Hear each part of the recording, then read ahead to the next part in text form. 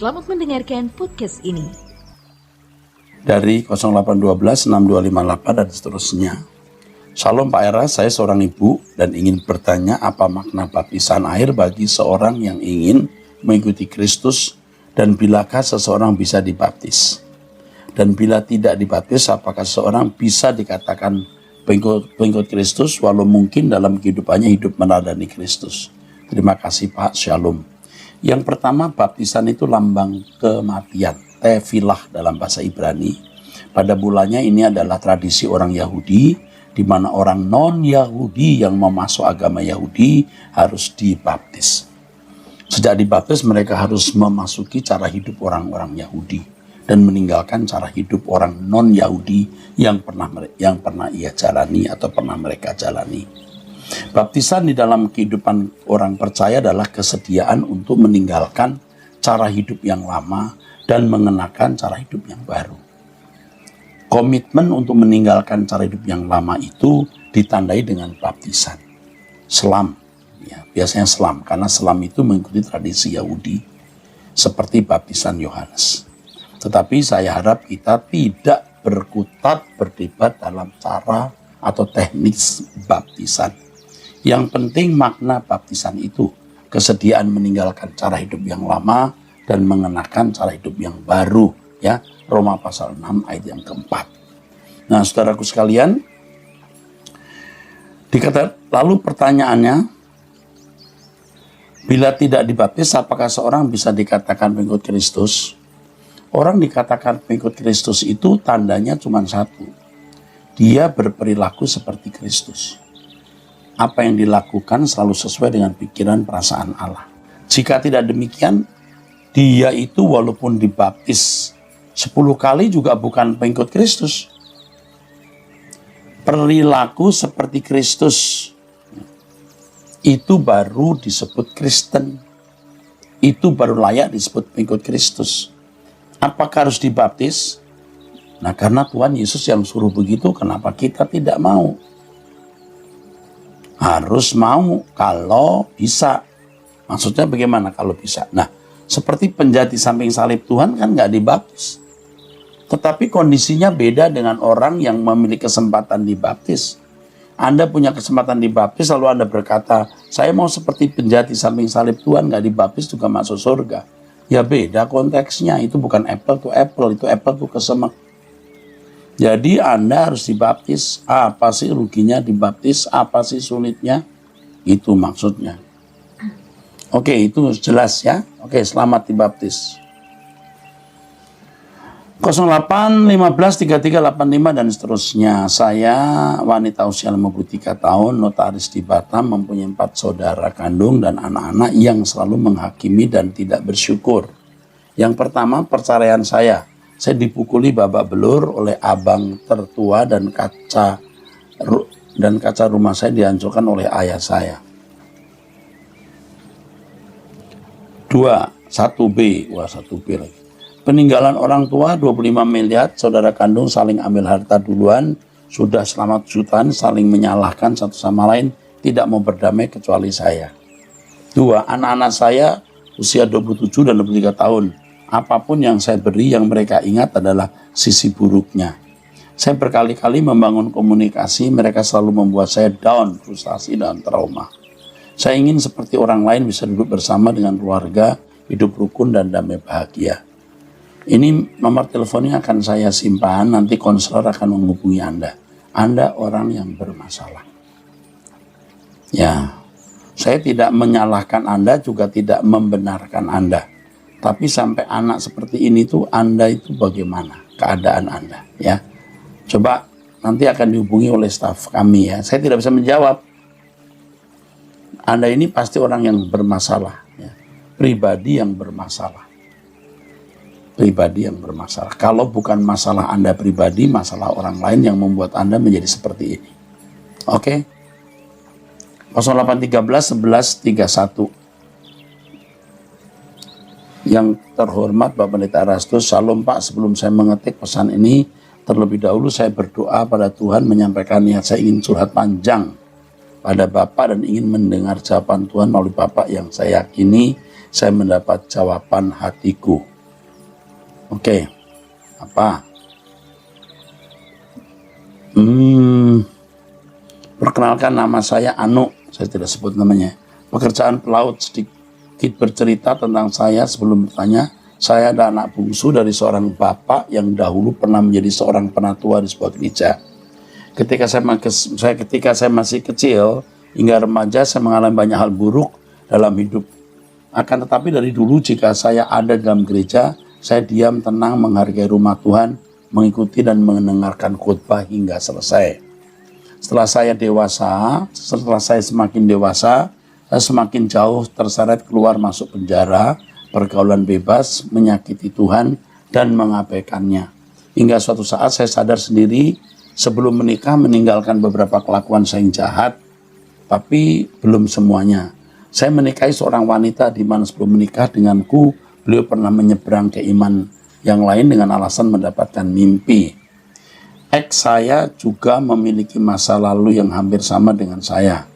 Akan tapi saya berkata padanya, jika kita bisa memulai hidup baru lebih baik setelah menikah.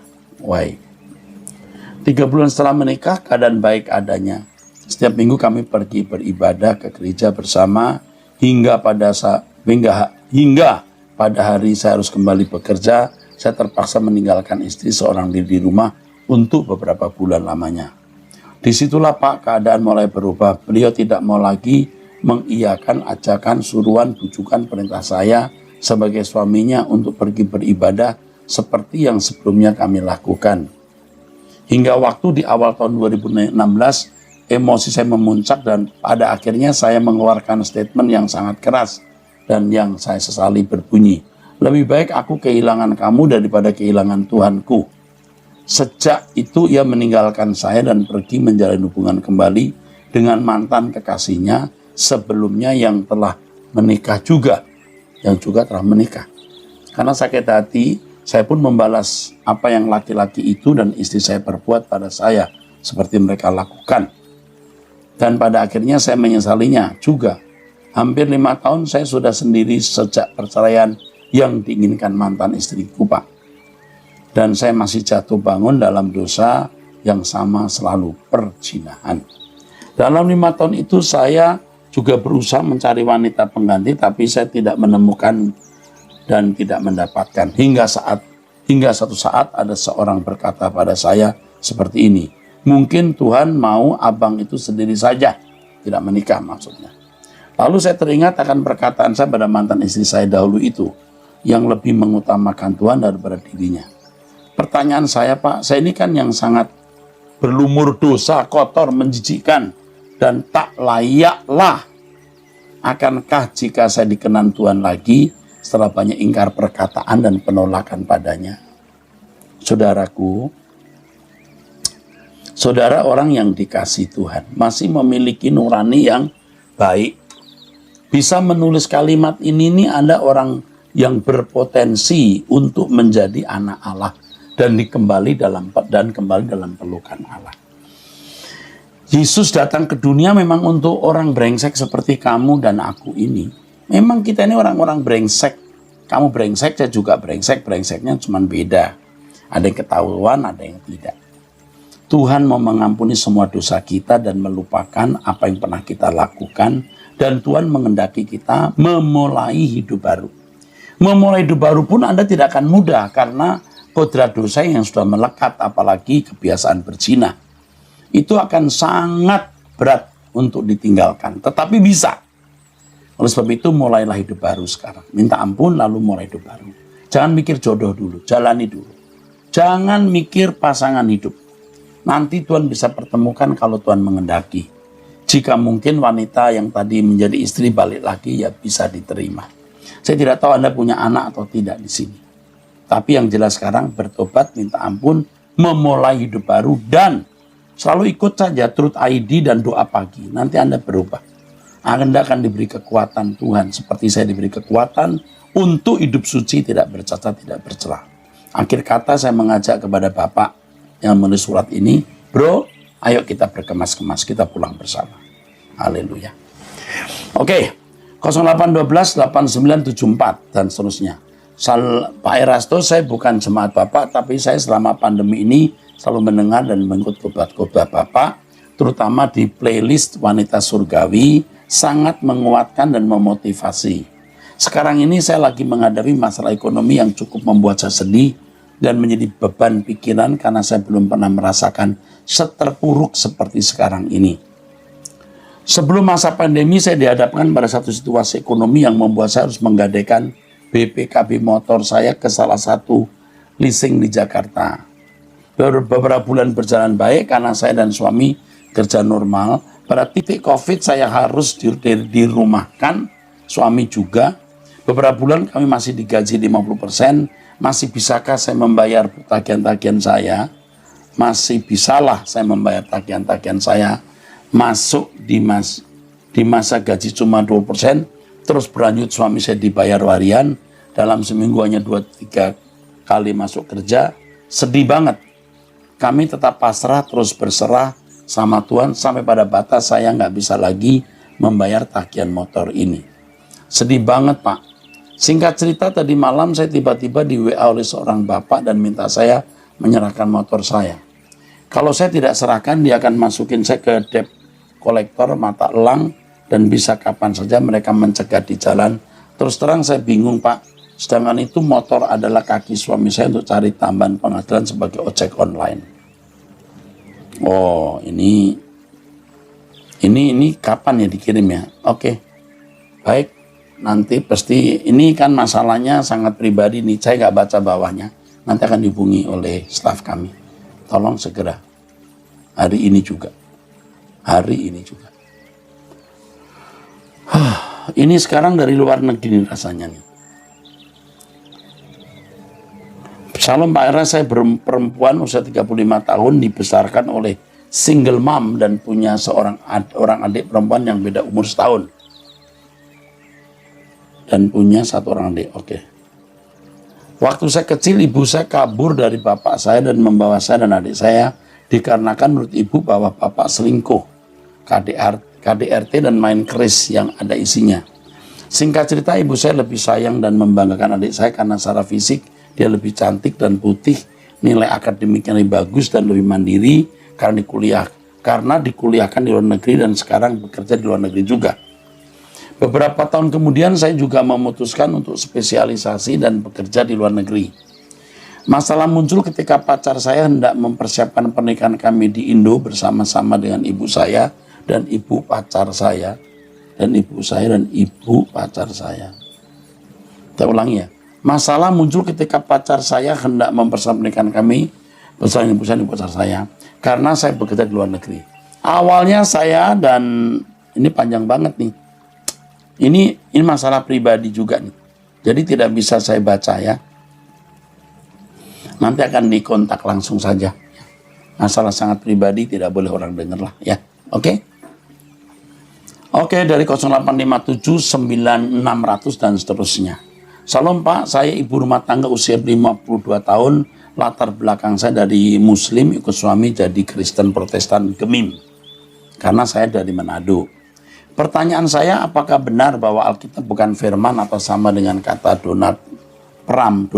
Mohon penjelasannya Pak, karena saya maklum latar belakang saya. Nama saya ini.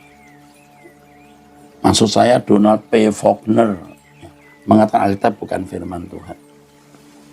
Dari dulu memang selalu saja ada orang berkata Alkitab bukan firman Allah. Maksudnya Alkitab firman Allah itu adalah ya bahwa apa yang termuat di dalam Alkitab memuat pesan wahyu Allah.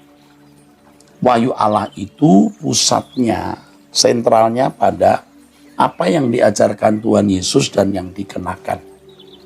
Jadi kita itu melihat Alkitab jangan secara ayatiah, tapi secara alkitabiah. Bukan ayat per ayat, tapi harus keseluruhan konsep pikiran dan nafas Alkitab harus dipahami. Ya. Alkitab adalah firman Allah, itu mutlak, sudah tidak bisa ditawar. Orang yang mengatakan Alkitab bukan firman Allah, itu anak setan. Terima kasih. Ya, udah nggak usah didengar yang begitu. 08318258. Shalom, selamat siang Bapak Erastus yang saya hormati. Sebelumnya memperkenalkan nama saya ini, umur saya 18 tahun, asal Bandar Lampung. Jadi permasalahan yang saya alami adalah kecanduan pornografi, Pak. Sudah sangat lama saya kecanduan. Saya selalu ingin lepas dari jerat dosa pornografi ini, dan saya selalu berdoa kepada Tuhan Yesus, tapi saya tetap belum bisa lepas, Pak. Saya malu untuk menceritakannya kepada orang terdekat saya. Oleh karena itu saya mohon dengan hormat pencerahan dari Bapak untuk memberikan saya solusi lepas dari pornografi. Untuk lepas dari pornografi tergantung diri kamu sendiri, nak. Kamu harus punya satu kata saja, nekat. Nekat.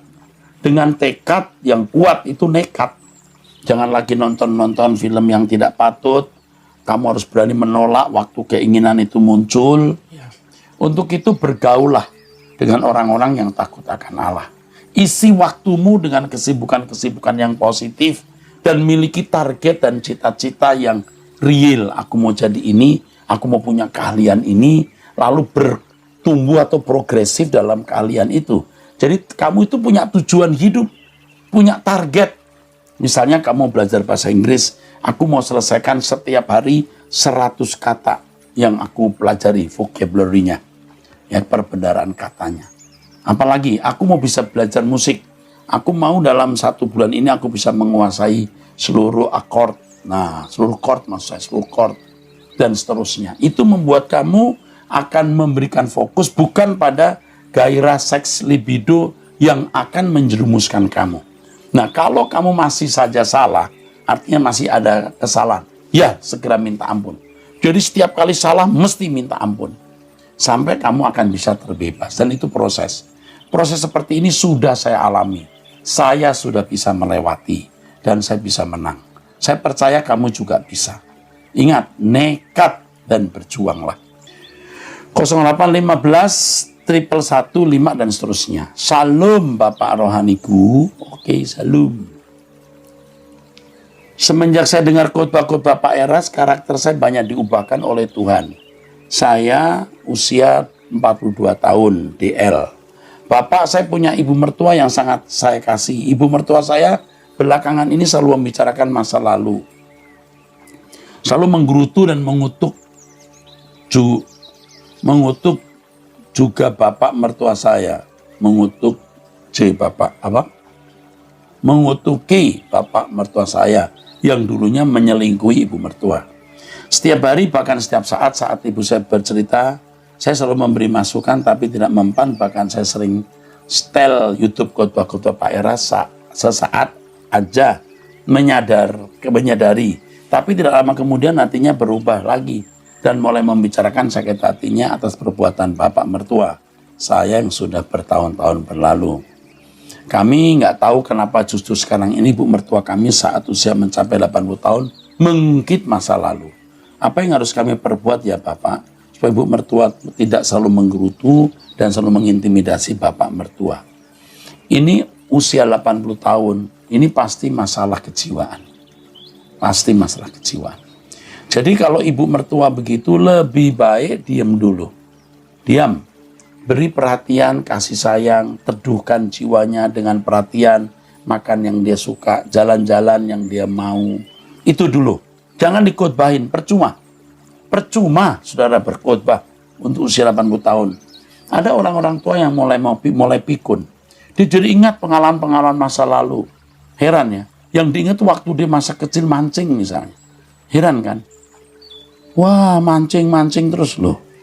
Nah, ini kalau ini ibu mertua ini merupanya kepahitannya sudah menggores. Mungkin dia pernah melupakan kesalahan suami. Tapi ketika dia mulai pikun, mulai tua, dia mengungkit lagi. Jangan ditanggapi dulu. Anda makin tanggapi, dia makin brutal. Lebih baik diam, dengar, diam. Ya, lalu senangkan hatinya dia. Ya. Oke, saya kira itu cukup, itu saja yang saya mau beritahu ya. Oke. Baik.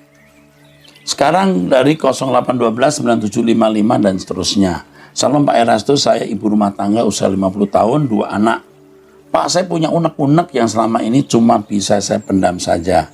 Saya anak sulung dari 4 bersaudara, pernikahan orang tua saya tidak harmonis, namun kedua orang tua tidak bercerai sampai ayah saya meninggal di usia 69 tahun. Saya akui ayah saya memang bukan sosok ayah yang baik, sering berselingkuh. Aduh, waktu kami masih kecil orang tua sering bertengkar sampai akhirnya ayah diusir oleh ibu. Sementara ibu saya sangat keras, ia lahir dari keluarga yang tidak harmonis. Nenek saya 3 kali menikah.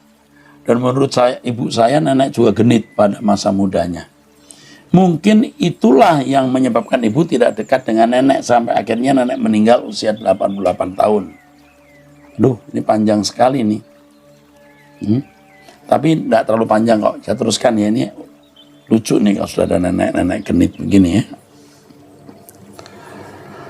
2 tahun sebelum meninggal, ayah sakit kanker. Ketika itu ayah tinggal sendirian di rumah yang kebetulan dekat rumah ibu. Sebelum sakit, menurut saya ayah sudah berusaha untuk memperbaiki hubungan dengan ibu, tapi ibu tidak memaafkan. Ibu selalu marah-marah kalau ayah datang ke rumah dan ngobrol dengan kami anak-anaknya. Kemarahan ibu itu bisa menjadi bahkan dia bisa melemparkan barang-barang yang ada di dekatnya. Dan ibu paling marah pada saya karena saya memang dekat dengan ayah. Waktu itu saya kasihan melihat ayah yang hidup sendirian. Bersama suami saya sering mengunjungi dan mengurus keperluannya. Semampu kami, mengingat ayah saya yang tidak punya apa-apa lagi. Selama sakit, saya juga merawat ayah karena ibu tidak peduli kalau ingat bagaimana waktu ayah sakit. Kalau ingat bagaimana waktu ayah sakit, saya suka nangis sendiri, Pak. Ibu masih bisa berkata dan memperlakukan ayah saya kasar. Padahal dia tidak bisa apa-apa lagi. Bila saya tegur, ibu akan memakai kami jadi sejadi-jadinya. Ngeri saya melihatnya. Yang pertama kepada bapak-bapak, jangan melakukan hal seperti ini. Lihat hari tuanya begini. Ya, saya sudah juga beberapa kali mendengar dan melihat orang tua, ayah maksud saya, laki-laki, yang hari tuanya meninggal atau hari tuanya sengsara karena begini. Karena waktu mudanya selingkuh terus. Anda bisa salah, tapi jangan diulangi lagi. Tolong ya. Lalu ibu ini dendam. Dia membalas dendam. Dia senang lihat suami begitu. Dan ini ya, perempuan seperti ini kasihan. Jiwanya sakit.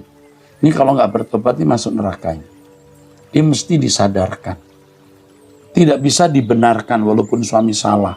Tapi Tuhan mengajarkan kita mengampuni. Ya. Desember 2014 ayah meninggal. Di situ saya sangat kehilangan. Di situ juga saya jadi sangat benci pada ibu saya. Yang menurut saya tidak punya hati. Sekitar setahun saya pendam kepahitan pada ibu, saya stres, Pak. Untung ada suami yang mengingatkan saya untuk bisa menerimanya, karena bagaimanapun dia ibu saya. Dan singkat cerita, saya pun bisa menerima ibu, walau sampai hari ini ibu tidak pernah mengatakan penyesalannya. Tahun 2020 lalu nenek saya sakit kanker payudara. Kami kaget. Selama ini nenek tidak mau tinggal di rumah ibu karena hubungan mereka yang tak harmonis. Ibu dan nenek sering ribut. Saya juga heran kok bisa mereka seperti itu. Dan nenek lebih memilih tinggal di kontrakan anak tirinya yang maaf sangat kekurangan. Akhirnya karena penyakit nenek makin parah, kami membujuk nenek untuk mau tinggal di rumah ibu sembari berobat. Mungkin karena tidur enak dengan omongan orang, akhirnya ibu mau menerima nenek. Mungkin karena tidak enak ya mendengar omongan orang, akhirnya terima nenek. Tapi nenek pernah tinggal di anak tirinya, jadi pernah menikah dengan pria yang punya anak. Anak tirinya terimanya, anak kandung malah nggak terima. Ini ibu sakit ini ya, bener-bener sakit. Masih hidup nggak nih ibu? Kita teruskan nih ceritanya ya. Saya juga sempat khawatir jangan-jangan pengalaman ayah saya terulang lagi. Puji Tuhan ibu sempat mengurus nenek selama sakitnya, walau kelihatan sangat terpaksa. Sampai akhirnya Januari 2021 nenek meninggal. Jika mengingat pengalaman saya dengan ibu, saya merasa down, Pak. Saya melihat ibu saya susah untuk berubah. Bahkan sampai usianya yang sudah sepuh ini, ibu saya masih sering memaki-maki, marah-marah kalau ada hal-hal yang tidak sesuai dengan keinginannya. Saya juga menilai ibu sangat materialistis. Dia selalu membanggakan 2 orang adik saya yang karirnya bagus dan gajinya besar. Beruntung adik-adik saya tetap rendah hati dan mereka juga sering menegur ibu bila ibu sombong depan keluarga dan tetangga. Saya terus berdoa supaya ibu berubah, tapi sepertinya susah. Saya juga heran, kok ibu susah berubah? Padahal setiap pagi dia bersaat teduh. Selain cacian dan makian, ibu juga sering bicara firman. Bukan untuk kita anak-anaknya, tapi untuk orang lain. Set. Dia pinter khotbah nih. Terus menyikapi ini harus gimana Pak? Jujur saya sepertinya mau marah pada ibu. Tapi saya pendam. Karena nanti suasana makin runyam. Mohon pencerahannya. Yang pertama, Anda berpotensi untuk balas dendam. Anda punya roh balas dendam untuk ibu. Tapi tolong dibuang roh itu. Beri pengampunan. Saya khawatir ibu tidak mendengarkan Truth ID. Kalau dia mendengar Truth ID saat teduhnya doa bersama saya jam 5, tidak bisa tidak pasti berubah. Atau kalau nggak berubah jadi gila, saudara.